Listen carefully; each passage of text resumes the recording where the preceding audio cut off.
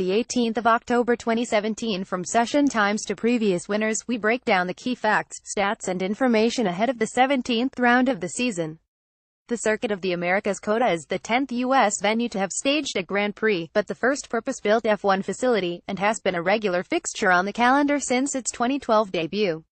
Eclectic is the word for its Herman Tilke-created layout. It has more fast turns than Spa-Francorchamps and more slow corners than the Hungaroring, a combination that makes the track a huge challenge for both engineers and drivers. The climate also has to be considered. In October it gets quite cold at night, yet the midday sun pushes the thermometer into the high 20s Celsius.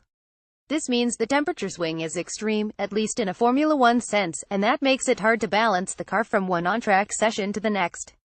The key corner turn 1. From the outset it was clear that with its dramatic gradient change, turn 1 was always going to become one of Austin's trademark elements, and so it has proved. The apex of this left-hander is the highest point on the lap, and the steep uphill approach allows the drivers to brake very late. The corner is blind, requiring precision and commitment, and a good exit is vital because a high-speed section follows. It is also an excellent overtaking opportunity, though we've seen plenty of drivers get it wrong while attempting a pass there. The United States of Hamilton. If you follow Lewis Hamilton on social media, you will know that he loves the US, and spends a lot of time there. It's perhaps no coincidence then that he has dominated his opposition on American soil, winning no less than 5 times. No other current driver has more than one victory. He first triumphed at Indianapolis for McLaren in 2007 and has taken the Austin honors for Mercedes the past 3 years in a row. Ferrari missing that Texan touch. Ferrari might top this table, but it's worth noting that none of their 9 U.S. wins have come in Austin. They were the dominant force at Indianapolis at the start of the century, but in Texas they have never bettered the third place they achieved with Fernando Alonso at the inaugural 2012 race.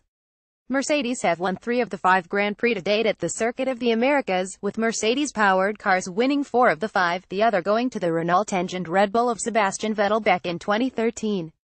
No matching Michael this year. Neither Red Bull driver has ever made the front row in America, whereas 3 of the 4 Mercedes and Ferrari drivers have been on pole position, albeit with Kimi Raikkonen's only P1 start coming at Indianapolis. It's a pattern that may well not change this weekend, when Lewis Hamilton and Sebastian Vettel will be slogging it out to become the best current U.S. qualifier, both hunting their third pole here. That would put them level with the late Graham Hill on 3, still one shy of Michael Schumacher's outright record of 4. Century, double century, or both. Lewis Hamilton needs to head the field for just 5 laps on Sunday to hit the magic 200 mark in the US, though even if he reaches that milestone he'll still be 138 down on Michael Schumacher's record. Similarly, just 2 laps at the front for Vettel would see the German make it to a century of laps led in the States. The 2 laps Romain Grosjean has led in America, meanwhile, came in 2013 when he was driving for Lotus. He hasn't led a race since, quote-unquote, having grown up watching Fernando Alonso win world championships for Renault. Carlos Sainz makes an early switch to the French manufacturer this weekend, with preparations for 2018 in mind. It gives us an advantage, says Cyril Abiteboul, Renault Sport Racing's managing director, to use these final 4 races with Carlos in the car as a transitional period and get him up to speed with the car and the team.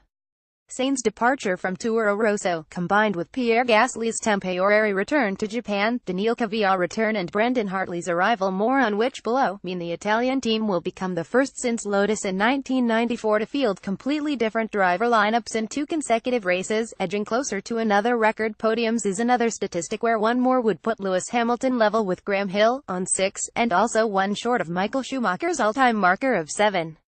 The more observant among you will have noticed that all 5 of his rostrum appearances have been wins. In fact, only 1 of his 6 U.S. Grand Prix appearances has resulted in anything else. A 4th place at Austin in 2013, the big number. It's 33 years since a New Zealander last started a World Championship Grand Prix. Mike Thackwell was 23 when he made his second and final F1 start in Canada in 1984. At 27, Toro Rosso rookie Brendan Hartley is a little older, but comes with a stellar pedigree. The former Red Bull young driver won this year's Le Mans 24 Hours and, with 2 races remaining, is odds-on favorite to scoop a second World Endurance Championship crown in 3 years.